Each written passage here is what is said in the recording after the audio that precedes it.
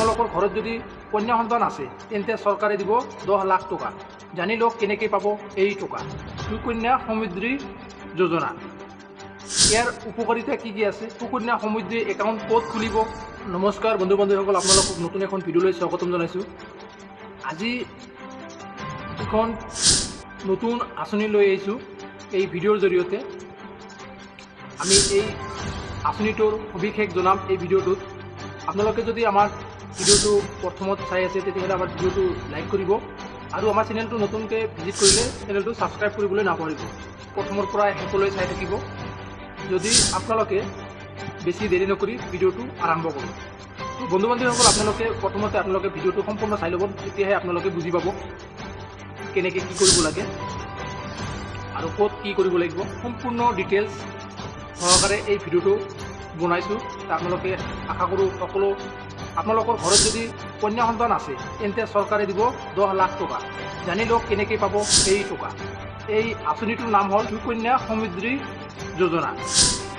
ইয়াৰ উপকাৰিতা কি কি আছে? সুকন্যা সমৃদ্ধি একাউণ্ট ক'ত খুলিব?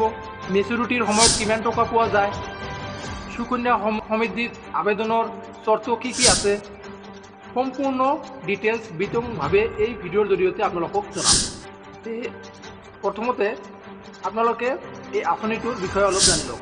যদি আপোনাৰ ঘৰত ছোৱালী আছে তেন্তে চৰকাৰে আপোনাক 10 লাখ টকা প্ৰদান কৰিব। কেন্দ্ৰীয় চৰকাৰে এই বিশেষ আঁচনিখন আৰম্ভ কৰিছে। 10 বছৰৰ তলৰ কন্যা সন্তান থাকিলে সুকন্যা সমৃদ্ধি যোজনাৰ অধীনত এক বৃহৎ পৰিমাণৰ ধন পাব। নিম্নতম 250 টকা জমা কৰিলে আপুনি 3 গুণ পৰ্যন্ত লাভ পাব। এই আঁচনিৰ বাবে কেনেদৰে আবেদন কৰিব, কি কি সুবিধা পাব, আবেদনৰ বাবে প্ৰয়োজনীয় চৰ্ত সম্পৰ্কীয় বিতং তথ্য এই ভিডিঅ'ৰ জৰিয়তে আপোনালোকক জনাম। সুকন্যা সমৃদ্ধি যোজনাত যিকোনো ব্যক্তিয়ে নিজৰ কন্যাৰ বাবে নিম্নতম পৰিমাণৰ ধন সঞ্চয় কৰি কন্যাৰ পঢ়া শুনা, বিবাহৰ খৰচ আৰু ভৱিষ্যত সুৰক্ষিত কৰিব পাৰে আৰু ভৱিষ্যতে এক বৃহৎ সুবিধা লাভ কৰিব পাৰে। প্ৰতিমাহে 250, 500, 1000 টকা 8% সুদৰ হাৰত সৰ্বাধিক 63 লাখ টকালৈকে জমা কৰিব পাৰিব। ইয়াত জমা কৰা ধনৰ ওপৰত কোনো কৰ প্ৰদান কৰিব নালাগে আৰু মেচুৰিটিৰ সময়ত লাভ কৰা ধনৰ ওপৰতো চৰকাৰে কোনো ধৰণৰ কৰ আৰোপ নকৰে। সুকন্যা সমৃদ্ধি যোজনাৰ উপকাৰিতা। এই আঁচনি জনসাধাৰণৰ বাবে। ইয়াত আপুনি প্ৰতিমাহে নিম্নতম 250 টকাৰ পৰা সৰ্বাধিক 12,500 টকালৈকে জমা কৰিব পাৰে। চৰকাৰে জমা ধনৰ ওপৰত উচ্চ হাৰত 8% সুদ দি কন্যা সন্তানৰ ভৱিষ্যত সুৰক্ষিত কৰে। ইয়াত জমা হোৱা ধনৰ ওপৰত কোনো কৰ আৰোপ কৰা নহয়। কন্যা সন্তানৰ 18 বছৰ পৰ্যন্ত অভিভাৱকে এই একাউণ্টটো পৰিচালনা কৰিব পাৰিব। এই আঁচনিখনত সঞ্চয় কৰি থকাৰ সময়ত যদি কোনো কাৰণত পিতৃৰ মৃত্যু হয় তেন্তে বাকী থকা ধন চৰকাৰে জমা কৰিব আৰু কন্যাই একেধৰণৰ সুবিধাই লাভ কৰিব। কোনো কাৰণত কন্যাৰ মৃত্যু হ'লে কন্যা সন্তানৰ অভিভাৱকে ততাতৈয়াকৈ সেই একে সুতৰ হাৰত জমা ধন উলিয়াব পাৰিব।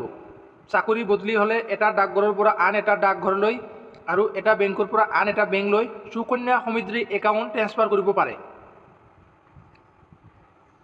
সুকন্যা সমৃদ্ধি একাউণ্ট ক'ত খুলিব? আপোনালোকে সুকন্যা সমৃদ্ধি যোজনাত একাউণ্ট খুলিবলৈ আপুনি ডাকঘৰ বা আপোনাৰ ওচৰত বেংকলৈ যাব পাৰে। অৱশ্য কিছুমান বিশেষ বেংকেহে এই আঁচনিৰ সুবিধা প্ৰদান কৰে। উদাহৰণস্বৰূপে ভাৰতীয় state bank, HDFC bank, Punjab national bank Sukanya সমৃদ্ধিৰ সুবিধা প্ৰদান কৰে। মেচুৰিটিৰ সময়ত কিমান টকা পোৱা যায়? কন্যাৰ সুকন্যা সমৃদ্ধি একাউণ্টত প্ৰতিমাহে 1000 টকা জমা কৰিলে 15 বছৰত 1,80,000 টকা জমা কৰিব পাৰিব। মেচুৰিটিৰ সময়ত 5,92,000 টকা ঘূৰাই পাব। প্ৰতিমাহে 2,000 টকা জমা কৰিলে মুঠ 3,60,000 টকা জমা কৰিব পাৰিব, কিন্তু সুতেৰে সৈতে 10 লাখ টকা ঘূৰাই পাব। প্ৰতিমাহে 4,000 টকা জমা কৰিলে 15 বছৰত 7,20,000 টকা ৰাহি হ'ব আৰু সুতৰ সৈতে 16,27,000 টকা ঘূৰাই পাব। 15 বছৰলৈ প্ৰতিমাহে 5,000 টকা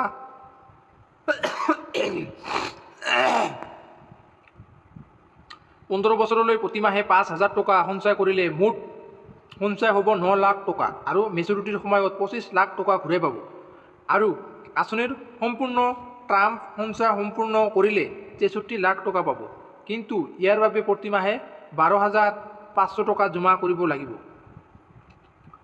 সুকন্যা সমৃদ্ধিত আবেদনৰ চৰ্ত কেৱল কন্যা সন্তানেহে এই একাউণ্টটো খুলিব পাৰিব। একাউণ্ট খোলাৰ সময়ত কন্যা সন্তানৰ বয়স 10 বছৰৰ তলৰ হ'ব লাগিব। এই আঁচনিখনত আপুনি 15 বছৰলৈকে কিস্তিত ধন জমা কৰিব লাগিব। এই ধন জমা কৰিবলৈ ডাকঘৰ বা বেংকলৈ যাব লাগিব। যদি আপোনাৰ নেট বেংকিং সুবিধা আছে তেন্তে ইয়াৰ জৰিয়তেও আপুনি ধন জমা কৰিব পাৰিব। 2 মাহ টকা জমা নকৰিলে একাউণ্টটো নিষ্ক্ৰিয় হৈ যাব, কিন্তু টকা ল'বলৈ একাউণ্টটো পুনৰ সক্ৰিয় কৰিব লাগিব। তো আশা কৰোঁ আপোনালোকে ভিডিঅ'টো সম্পূৰ্ণ বুজি পাইছে আৰু ক'ত কেনেকৈ কি কৰিব লাগে আপোনালোকে বুজি পালে। তো ভিডিঅ'টো যদি আপোনালোকে ভাল পাইছে তেতিয়াহ'লে ভিডিঅ'টো লাইক কৰিব আৰু আপোনালোকৰ বন্ধু বান্ধৱীলৈ ভিডিঅ'টো শ্বেয়াৰ কৰিব। তো আজিৰ ভিডিঅ'টো ইমানখিনিয়ে, ধন্যবাদ।